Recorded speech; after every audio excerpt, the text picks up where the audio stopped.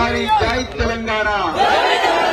మిత్రులారా, వానదేవుడు మనందరి బాధ విన్నాడు కాబట్టి ఈ రోజు అంబేద్కర్ సాక్షిగా చినుకులతో ఆశీర్వాదం ఇస్తున్నాడు. మిత్రులారా, ఇక్కడ ఉన్న ఒక సీనియర్ నాయకులు దళిత సామాజిక వర్గానికి చెంది తెలంగాణ ఉద్యమం నుండి నాటి నుండి నేటి వరకు కేసీఆర్ గారి అడుగు జాడల్లో నలిచిన నాయకుడు సాయిలు గారు, ఒక్కరోజు ఎక్స్ఎంపీపీ సాయిలు గారు, సురేందర్ గారు, మరి సభాధ్యక్షులు సురేందర్ గారు, మీ అభిమాన ఎమ్మెల్యే సురేందర్ వారు తెలంగాణ భవన్ కు సాయిల్ గారిని తీసుకొచ్చి కేటీఆర్ గారికి ఈ అంబేద్కర్ సాక్షిగా జరిగిన అవమానాన్ని పూసగుచ్చినట్టుగా వివరిస్తుంటే మా కళ్ళల్లో నీళ్లు వచ్చినాయి. ఆయన ఏడుస్తూ చెప్పిండు, సార్ నేను ఏ మహనీయుడైతే ఆ రోజు చెరువులో నీళ్లు తాగడానికి పోతే చెరువులో నుంచి మీరు ఈ చెరువులో నీళ్లు తాగకూడదని చెప్పి బయటికి పంపిస్తే బాబాసాహెబ్ అంబేద్కర్ గారు అయినా పర్వాలేదు, చచ్చినా పర్వాలేదు, నేను మాత్రం ఆ మహత్ చెరువులోనే నీళ్లు తాగుతా అని చెప్పి ఆ రోజు వందలాది వేలాది మందిని ఆ చెరువులోకి తీసుకుపోయి సత్యాగ్రహం చేసిండు బాబాసాహెబ్ అంబేద్కర్ గారు. ఆ మహనీయుడు మాకు రాసిన రాజ్యాంగాన్ని, ఆ మహనీయుడు రాజ్యాంగం ద్వారా మాకు జీవించే హక్కునిచ్చిండు. అదేవిధంగా స్వేచ్ఛగా తిరిగే హక్కిచ్చిండు, స్వేచ్ఛగా మాట్లాడే హక్కిచ్చిండు, అంటరానితనాన్ని నిర్మూలించిండు. ఆ మహనీయుడు సాక్షిగా నేను ఆ మహనీయుడి దగ్గరికి పోయి నేను ఆయనకు దండేస్తా అంటే ఈ రోజు కాంగ్రెస్ వాళ్ళు నన్ను బట్టలు కూడా తీసిండ్రన్నాయా అని చెప్పి కేటీఆర్ గారికి చెప్పిండ్రు. మిత్రులారా, ఆ రోజు సాయిలన్న కేటీఆర్ గారికి ఆ బాధ చెప్తుంటే మాకు గతం గుర్తుకొచ్చింది. ఆనాడు శంభూకుడు తపస్సు చేసి నేను కూడా వేదాలు చదువుతా అంటే ఆ రోజు శంభూకుడి నాలుక కోసేసిండ్రు. మిత్రులారా, శంభూకుని సంహరించిండ్రు. అదేవిధంగా రోహిత్ వేముల హైదరాబాద్ సెంట్రల్ యూనివర్సిటీలో అంతరిక్షంలో ఉండే అంగారక గ్రహాన్ని నేను చదువుతాను, దాని గురించి కవితలు రాస్తాను, దాని గురించి పుస్తకాలు రాస్తా అంటే రోహిత్ వేముల సూసైడ్ చేసుకుంటట్టుగా చేసింది ఈ సమాజం. ఇదే కాంగ్రెస్ పాలనలో ఆంధ్రప్రదేశ్ లో చుండూరులో 9 మంది దళితులను ఊతకోత కోసింది ఇదే కాంగ్రెస్ పాలనలో. నీరుకొండ, పదిరికుప్పం ఎన్నో ఘోరమైన సంఘటనలు జరిగినాయి. మిత్రులారా, మన కళ్ళ ముందరనే 100 మంది పేద దళిత బీసీ ఎస్సీ ఎస్టీ వర్గాలకు చెందిన బిడ్డలు రోహిత్ వేముల లాగా మాకు ఆ పరిస్థితి రాకూడదని చెప్పి కేసీఆర్ గారు ఎంతో ప్రేమతోని, ఎంతో దార్శనికతతోని గురుకుల పాఠశాలల్లో ఇంగ్లీషు మీడియంలో చదువుకొని ఎర్ర బస్సు ఎక్కలేని బిడ్డలు ఎయిర్ బస్సు విమానంలో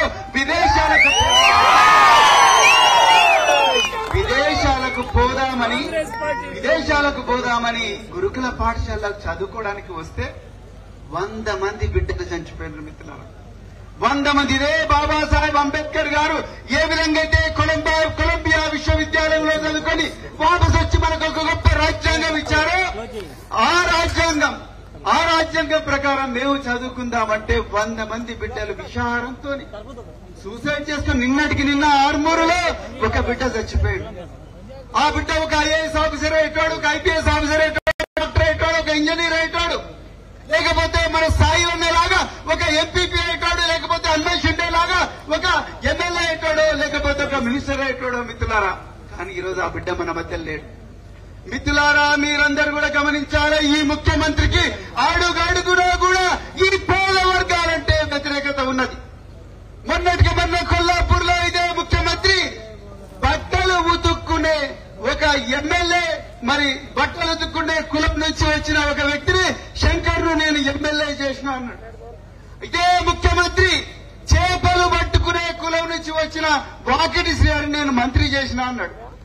విదేశాలకు పోయి పిల్లలు ఫీజు సరిపోక మరి హోటళ్లలోనో లేకపోతే ఎక్కడో చదువుకుంటే చిప్పలు గడడానికి వచ్చినా అని అన్నాడు ముఖ్యమంత్రి. ఇంత భూస్వామ్య భావజాలం, ఇంత ఫకరన్న ముఖ్యమంత్రి 100 మంది పిల్లలు చచ్చిపోతే ఒక్కరోజు కూడా వాళ్ళ ఇళ్లలోకి పోయి పరామర్శించని ముఖ్యమంత్రి, కరప్షన్ కు, కమిషన్ కు, అదేవిధంగా మరి కుంభకోణాలకు, క్రైమ్ కు చిరునామైన ముఖ్యమంత్రి రేవంత్ రెడ్డి కాంగ్రెస్ పాలన కావాలా, లేకపోతే మరి ఈ రోజు వానొచ్చినా వరదొచ్చినా నా తెలంగాణ బిడ్డలు ప్రపంచంలో అన్ని మూలలకు పోవాలి. అలాస్కా నుంచి ఆస్ట్రేలియా దాకా, రష్యా నుంచి రొడేషియా దాకా ప్రతి ఖండాలో కూడా తెలంగాణ బిడ్డలు ఉండాలని కమిట్మెంట్. జాగ్రత్తగా వినండి మిత్రులారా, కమిట్మెంట్, క్రియేటివిటీ, కెపాసిటీ, క్యాలిబర్, అదే విధంగా కలేజా ఉండి కరిష్మా ఉన్న నాయకుడు కేటీఆర్ గారు.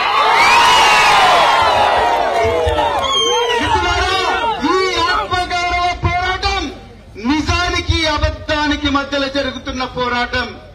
ఈ రోజు తెలంగాణ ప్రజలు 4 కోట్ల మంది ప్రజలు ఆలోచించుకోవాలి. మరి ముఖ్యంగా కాంగ్రెస్ బీజేపీలో ఉండే ప్రజలు ఆలోచించుకోవాలి. అదేవిధంగా నాగిరెడ్డిపేట, లింగంపేట, అదేవిధంగా రామారెడ్డి, అదేవిధంగా సదాశివరావు, మరి ఎల్లారెడ్డి నుంచి వచ్చిన, తాడ్వాయి నుంచి వచ్చిన అందరు మిత్రులు కూడా ఈ రోజు ఆలోచించుకోవాలి. మనం ఎవరి వైపు ఉండాలి, ఎవరి నిజం వైపు ఉండాలన్నా, అబద్ధం వైపు ఉండాలన్నా, భవిష్యత్తు వైపు ఉండాలన్నా, లేకపోతే గతం వైపు ఉండాలన్నా, అభివృద్ధి వైపు ఉండాలన్నా, దోపిడీ వైపు ఉండాలన్నా నిర్ణయించుకోవాల్సిన సమయం ఈ రోజు ఆసన్నమైంది. నిజం వైపు ఉందామా, అబద్ధం వైపు ఉందామా? ఈ బాధలు ఎన్నో ఉన్నాయి, కష్టాలున్నాయి, కన్నీళ్లున్నాయి. ఈ కష్టాలను కసిగా మలుచుకొని రాబోయే స్థానిక సంస్థల ఎలక్షన్ లో ప్రతి ఓటర్ ఇంటికి కూడా పోదాం.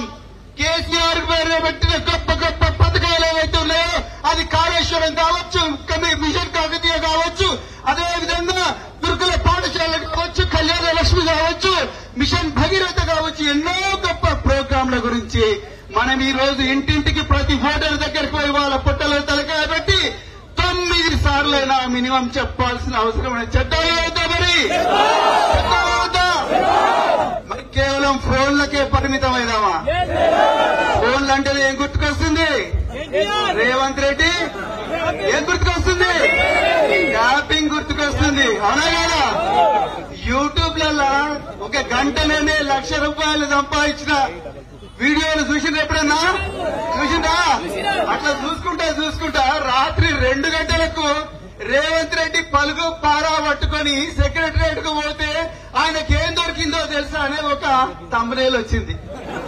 వచ్చే వరకే 3 మంత్రులు ఆ థంబ్నెయిల్ క్లిక్ చేసిండ్రు, వాళ్ళ కేబినెట్ మంత్రులే. ఆ థంబ్నెయిల్ నుంచి సీదా ఒక మాల్వేర్ ఆ 3 ఫోన్లలో పోయింది. ఇక తర్వాత ఏమైంది? వాళ్ళు ఏమేమి మాట్లాడుకుంటున్నారు అంతా కూడా రేవంత్ రెడ్డి విన్నాడంట. మరి రేపు మీ ఫోన్లు కూడా వింటారు. మరి వినాలా రేవంత్ రెడ్డి? మీ ఫోన్లు ట్యాప్ కావాలా? అందుకొరకే మిత్రులారా, ఈ ట్యాపింగ్ చేసే రేవంత్ రెడ్డిని, కుంభకోణాల రేవంత్ రెడ్డిని, ఈ కమిషన్ల కాంగ్రెస్ పార్టీని అర్జెంట్ గా మన లింగంపేట నాగన్న బాయిలో వడేయాలంటే ఏం చేయాలి? బాయిలో వడతామా మరి కాంగ్రెస్? బరాబర్ వడతాం మిత్రులారా. మరి ఇంత చక్కటి అవకాశం ఇచ్చిన పెద్దలు సురేంద్రన్న గారికి మరొకసారి ధన్యవాదాలు చెప్తూ, జై తెలంగాణ, జై కేసీఆర్, జై కేటీఆర్. థ్యాంక్ యూ అన్న. మీరు సెక్రటరీగా ఉన్నప్పుడు బ్రహ్మాండంగా గురుకుల పాఠశాలలు మాకు పక్కనే ఉన్నాయి. ఎంతో మంది పిల్లలు చదువుకొని విదేశాల్లో